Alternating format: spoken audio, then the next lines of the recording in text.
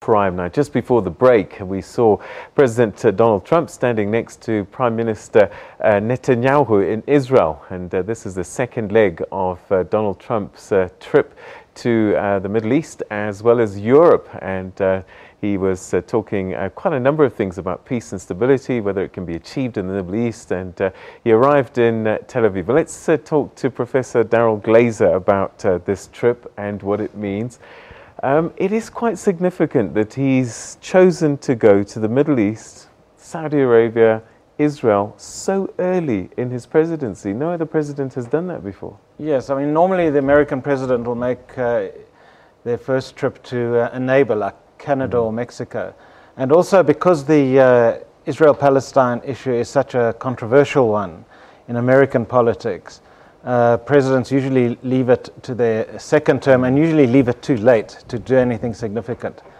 So it is noteworthy that Trump is setting out right at the beginning of his term, and also trying to, he seems to have his eye on one of the great deals he always claims to be able to make, and he's trying to conceive of that deal in broad Middle Eastern terms. But of course, both sides will view him with great suspicion for their different reasons. I mean, I've got a sense that he thinks that he's going to be the guy that sorts out the Middle East question, and perhaps there's a naivete there. He's got his son-in-law as a point man there. He's not a diplomat. Yes, he's Jewish, and that's about the only qualification he has to sit in these negotiations. Do you think he's completely underestimated the size of the task? Well, there's plenty of evidence that Trump has in general underestimated what's entailed in being president of the United States, and I think he's underestimated this task, which has eluded successive generations of American presidents. I would say that the key thing that needs to change, if the logjam in the Middle East changes, is that the United States has to be willing to put enough pressure on Israel to persuade Israel to make the kinds of concessions that Palestinians can accept, even that moderate leaders like Abbas can accept. So far, whether it's been the very pro-Israel G.W. Bush or whether it's been Obama, presidents haven't been willing to put those sorts of pressures on Israel. In the run-up to the election, Trump was taking a particularly pro-Israel tone. He seemed to be identifying with the right wing of Israeli politics. So in that sense, he's a very unlikely person to put the right sort of pressure on Israel. What is striking so far, as I suppose, is that his policy has in a way returned back to the American foreign policy normal. Whereas he looked like he was going to be cheering on the settlers on the West Bank, now he's just gone back to American foreign policy normal. Unfortunately, foreign policy normal still means pretending to be an honest broker while actually backing Israel. So some people, I mean, let me take you a step back, because he was in Saudi Arabia, and you know, people are saying that he's done pretty well there. His speech was well received for the people that were there, and in fact, perhaps there's a cozying up which goes beyond what Obama enjoyed with Saudi Arabia.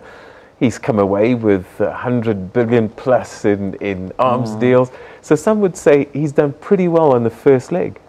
Yes, well, look, there was panic in the American political establishment that Trump would go off script and start making wildly anti-Muslim statements. In fact, he stuck to the script. And the speech he delivered in Saudi Arabia was a pretty standard American foreign policy fare since 9/11, which was all about everybody in the Muslim world and outside the Muslim world uniting against terrorism. What Trump has done is try to achieve unity in the Sunni Arab world and between the Sunni Arabs and Israel, but at the expense of Iran. And I think that's the downside to the way Trump has posed things, that basically he's been trying to unite everyone against Iran in a way that threatens the kind of opening that Obama created with Iran, and which made possible the deal over nuclear weapons. And I think this is very worrying at a time when Iran has just re-elected a reformist leader who's open to more pragmatic ties with the West. He does seem to be getting some really good advice, because he's treading the diplomatic steps. Today he went to the Western Wall by himself, without Netanyahu next to him. There are Jerusalem Week celebrations that he's not going to be a part of during the course of this week. So he seems to be making sure that he supports Israel but doesn't offend Palestine. Well, he is playing, if you like, a more normal American foreign policy role, which is one that, at least on the surface of things, looks like being an honest broker and not trying to identify too radically with one side or the other. Look, I think Trump has been told by his Saudi friends with whom he and his associates do business, amongst other things. He's been told by them that if they want to have some kind of unity between the Arabs and the Israelis and some kind of unity against Iran, part of the price they're going to have to pay is to come up with some deal that's vaguely acceptable to the Palestinians.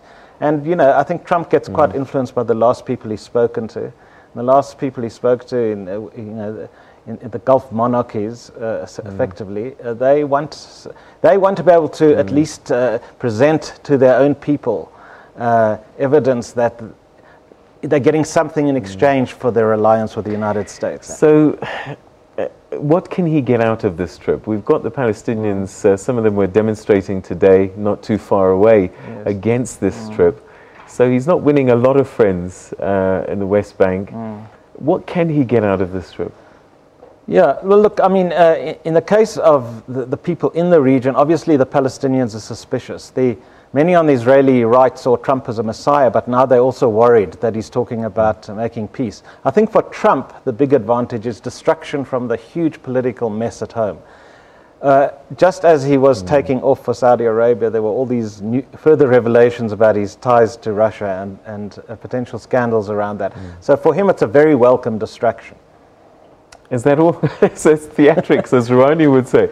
I think it's partly theatrics. Look, I think he genuinely would like to come up with some deal that all sides can accept, and to have some wonderful ceremony in the Rose Garden in front of the White House, bringing all these leaders together. He'd then be able to claim to have made this breakthrough that no one else could, and his popularity rating would go up, and he likes to be loved, you know. So I'm sure he'd like a deal, but like his predecessors, he's not prepared to put the kind of pressure on Israel that is necessary to achieve a deal. Was it a coup for Israel to get a sitting US president to get to the Western Wall for the first time ever? Well, I think it's welcome symbolism as far as Israel is concerned, but as you pointed out, Trump's playing a careful game of not going there in the company of Israeli leaders. So, yes, I mean, Jerusalem is such a flashpoint in this conflict that whether it's Arab leaders, Jewish leaders, the United States president, everybody has to tread very, very carefully when it comes to that question, the Jerusalem question. Should he have met the Palestinian Authority?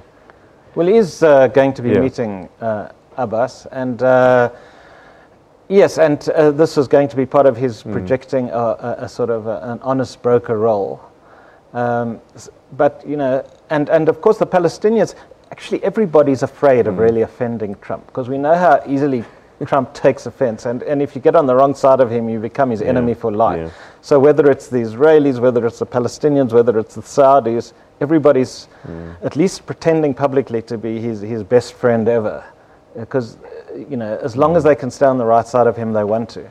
All right, so has a reality check descended upon the White House, do you think, in the way that he's dealing with the Middle East now? Well, I think the reality check will come with time. Trump is probably going through a phase of being quite optimistic about what he can achieve in the region. And I mean, he has, you know, as you said, from a pragmatic foreign policy viewpoint, he seems to have been doing a better job than people expected him to do. He does seem to have broadened his vision to some kind of regional, to the possibility of some kind of regional agreement. So, I mean, he'll probably be quite pleased with himself for the moment, and he's distracted a bit from what's going on back home. But I think the reality check is coming. The reality check always comes with the Middle East. It's very, very hard to bridge the gap between the maximum that the Israelis, especially the Israeli right, are prepared to offer, and the minimum that the Palestinians can legitimately accept. All right, so perhaps we can try and preview the third leg of the trip, which is Europe. And we know for sure that he's not going to enjoy the same kind of welcome in the UK, for example. Well, in Europe, Trump is doing a work of repair that basically has to try and reassure people in Europe that he's on the side of NATO and the side of that he's not hostile to the European Union. Those are his main tasks when it comes to Europe.